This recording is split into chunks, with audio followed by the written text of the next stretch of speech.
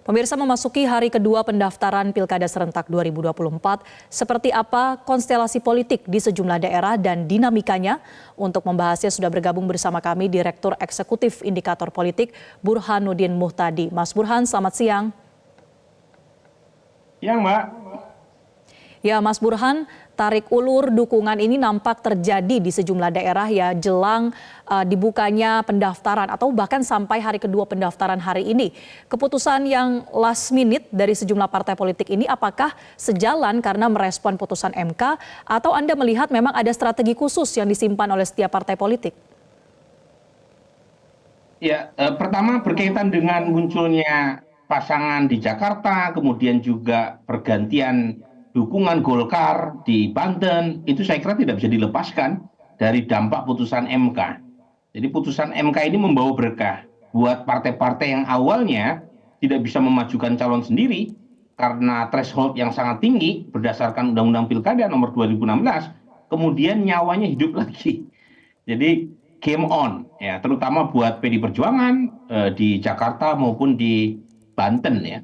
Di Jakarta, PD Perjuangan menjadi krusial karena bisa mencalonkan sendiri dan menjadi semacam harapan terakhir buat Anies untuk bisa maju berlaga di Jakarta. Tetapi akhirnya PD Perjuangan mengusung nama Pramono Anung bersama Rano Karno. Kalau di Banten sama persis, ya. Jadi Banten ini awalnya terjadi dominasi elit, terjadi kartelisasi politik dengan mengusung paket Andra Soni Dimyati. Ekspektasinya adalah Airin yang elektabilitas personalnya sangat tinggi dari Partai Golkar itu sulit untuk maju karena menyisakan PD Perjuangan di luar sendirian, tetapi berkah MK membuat PD Perjuangan bisa mengusung Airin tanpa harus berkoalisi dengan partai lain. Dan itu yang dilakukan oleh PD Perjuangan di hari Senin kemarin, mengusung paket Airin bersama kader PDI ya bernama Ade Sumardi. Dan itu membuat Golkar kebakaran jenggot. Dan akhirnya berbalik arah dari awalnya mendukung Andra Soni, kemudian mengusung kembali Airin, ya, sesuai dengan keputusan Ketua Golkar sebelum Pak Bahlil, yaitu Erlangga Hartarto. Jadi memang manuver ini nggak bisa dilepaskan dari faktor putusan MK, tetapi dalam banyak kasus putusan MK yang terjadi di ujung itu tidak terlalu banyak membalik keadaan. Jadi di banyak daerah sebenarnya banyak peluang buat partai untuk mengusung calon dari kader mereka sendiri, tetapi sepertinya tidak dimaksimalkan. Jadi lagi-lagi kekuatan Kim Plus itu sangat dominan dalam mempengaruhi peta elektoral di banyak wilayah, sehingga munculnya kejutan seperti di Banten atau di Jakarta itu secara umum belum banyak mempengaruhi peta di provinsi-provinsi lain. Oke.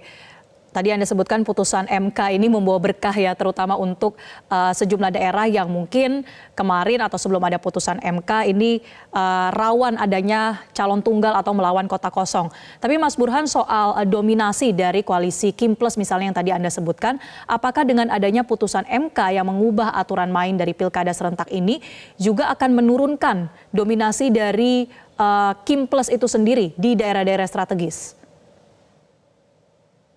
Iya, jadi misalnya kalau kita lihat kasus Banten, ya, kalau misalnya tidak ada putusan MK, kemungkinan besar Andra Soni dan Dimyati yang menang.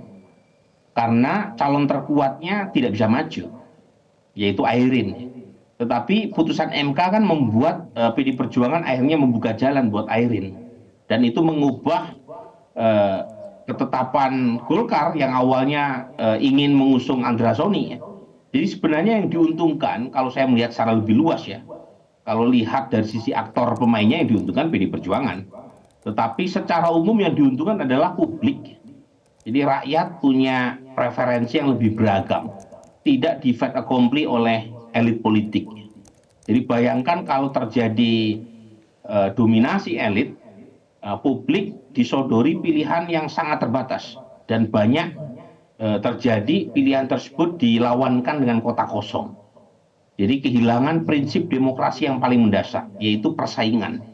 Jadi tidak ada persaingan dalam pilkada. Nah ini yang didobrak oleh MK, yang kemudian membuat beberapa wilayah bergejolak. Ya. Dan ini bagus, karena publik haknya kembali dipulihkan dengan putusan MK. Meskipun seperti yang tadi saya bilang, efeknya belum terlalu maksimal ya. Tidak Baik. banyak mengubah di tempat-tempat lain, terutama konstelasi di level elit. Dugaan saya memang berkaitan dengan satu, putusan MK dikeluarkan di ujung sebelum proses pendaftaran dimulai. Yang kedua, partai-partai banyak yang kehabisan atau tidak punya stok kader yang berkualitas. Jadi terutama kader yang punya elektoral tinggi itu nggak banyak itu partai-partai. Sehingga mereka memilih untuk memakai jalan pragmatis, mendukung paket yang disediakan oleh Kimplas, meskipun paket tersebut bukan berasal dari kader mereka sendiri. Jadi jalan pintas semacam ini mungkin bisa dibarter ya dengan kursi di kabinet atau kenyamanan sebagai bagian dari koalisi pemerintah pusat. Tetapi lagi-lagi memperkecil peluang buat rakyat untuk mendapatkan pilihan yang beragam. Contoh ya, di Jawa Timur itu sebenarnya PKB ya, itu bisa mengusung calon sendiri tanpa harus mengikuti kesepakatan Kimplas untuk mendukung Hovifah. Kemudian di Jawa Tengah juga demikian. Jawa Tengah itu PKB bisa mengusung calon sendiri. Nah, kalau misalnya terjadi Kimplas versus PDI Perjuangan, ya cuma ada 2 calon di provinsi-provinsi besar seperti Jawa Tengah, Jawa Timur, kemudian Sumatera Utara gitu ya. Nah ini yang menurut saya harus dimaksimalkan. Partai-partai bagaimanapun fungsi utamanya kan sebagai fungsi kaderisasi dan penyedia pejabat publik buat kadernya. Nah kalau misalnya partai-partai atas nama kesepakatan besar itu tidak menunaikan tugasnya, maka demokrasi menjadi kehilangan maknanya. Karena demokrasi menjadi model elitis. Ya. Model elitis itu ya demokrasi hanya sekedar elit yang menentukan. Kalau mengikuti kalangan ahli ya, yang membuat demokrasi menjadi kurang melibatkan partisipasi publik. Nah, saya kira MK sudah mendobrak, tinggal diamini dan diikuti oleh partai-partai. Nah, kalau misalnya mereka mampu memaksimalkan minimal sampai besok ya proses pendaftaran dilakukan, mungkin kita akan mendapatkan calon yang lebih beragam. Di beberapa tempat sudah terjadi, Mbak. Misalnya di Sulawesi Utara. Sulawesi Utara, Kimplas mengusung Jenderal Julius melawan wakil gubernur incumbent dari PD Perjuangan, Stephen Kandau ya. Tetapi Demokrat itu tetap kekeh mengusung kadernya sendiri, namanya Eli Lasut. Ya. Jadi kemungkinan kita punya 3 calon di Sulawesi Utara. Di Maluku Utara juga demikian. Kimplas tidak begitu solid di situ ya. Ada banyak calon yang muncul. Ya. Ada Beni Laos, ada nama seperti Kasuba ya dari PKS. Kemudian muncul juga nama Ali Mus dari Golkar ya. Jadi lagi-lagi di beberapa tempat yang populasi pemilihnya tidak terlalu besar, itu Kimplas tidak terlalu kuat penetrasinya ya.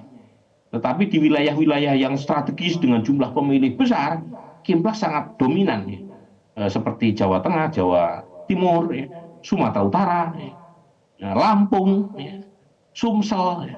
Nah untuk DKI dan Banten memang ada sedikit perubahan konstelasi, tetapi overall Kimplas masih sangat solid. Ya. Baik, sebetulnya sudah ada cara yang diberikan tadi ya didobrak oleh MK agar partai politik bisa lebih memunculkan kadernya sendiri dan juga menghindari adanya koalisi gemuk. Tapi kalau kita melihat tadi ya salah satu yang Anda sebut diuntungkan adalah PDI Perjuangan ya Mas Burhan secara spesifik misalnya di DKI Jakarta atau di Banten. Kita akan coba bahas satu persatu Mas Burhan. Misalnya di Jakarta, tadi kita sudah lihat pendaftaran Pramono Anung dan Rano Karno. Keduanya mengakui mungkin ada persoalan keterkenalan, masih belum begitu dikenal oleh masyarakat di Jakarta. Dan optimis memang masih bisa melakukan pendekatan di masa kampanye.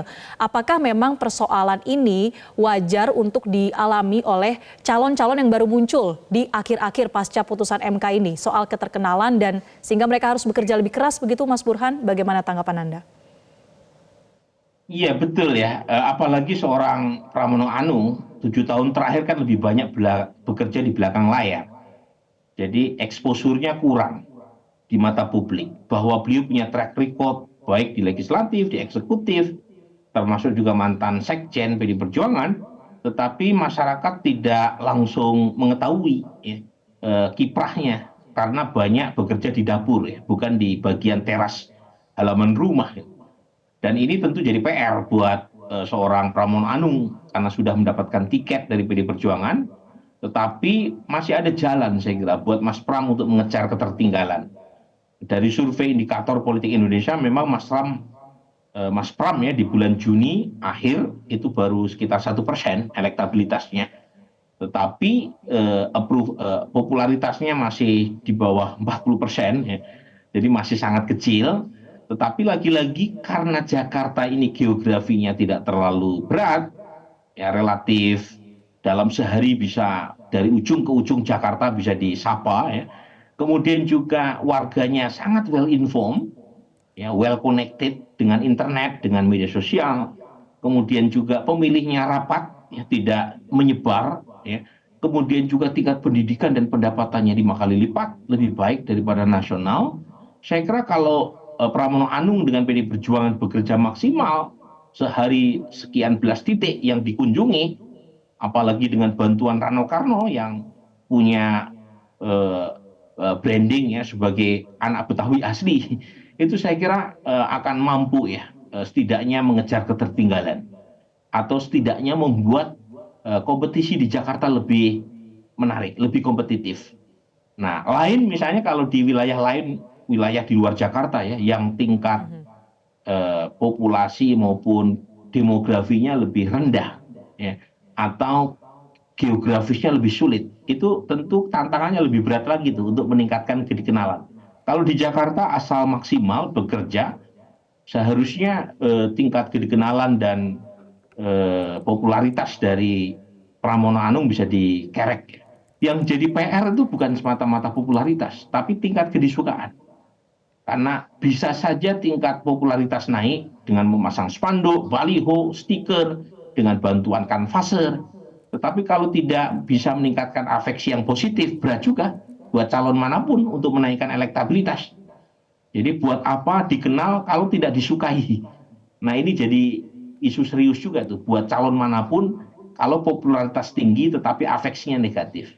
Nah, saya kira ada waktu ya buat Mas Pram dan Rano Karno untuk bekerja. Kalau Ridwan Kamil kan meskipun bukan orang Jakarta, dia mantan gubernur Jawa Barat yang eksposurnya tinggi ya di tingkat nasional. Dan saya kira itu membantu mengapa elektabilitas Ridwan Kamil itu berada di top 3 dalam survei-survei sekitar bulan Juni atau Juli. Dalam kasus PDIP yang kemudian H-1 pendaftaran atau pada Selasa malam kemarin ya, Mas Burhan disampaikan akan mengusung pasangan Pramono Anung dan Rano Karno. Ini apakah juga Anda melihat ada perubahan begitu ketika sebelumnya digadang-gadang ada nama Anies Baswedan yang akan didaftarkan atau didukung oleh PDI Perjuangan. Strategi seperti apa yang sebetulnya menyebabkan PDIP akhirnya mendukung Pramono Anung dan juga Rano Karno? Iya, memang di hari Senin kemarin ya ada banyak drama ya.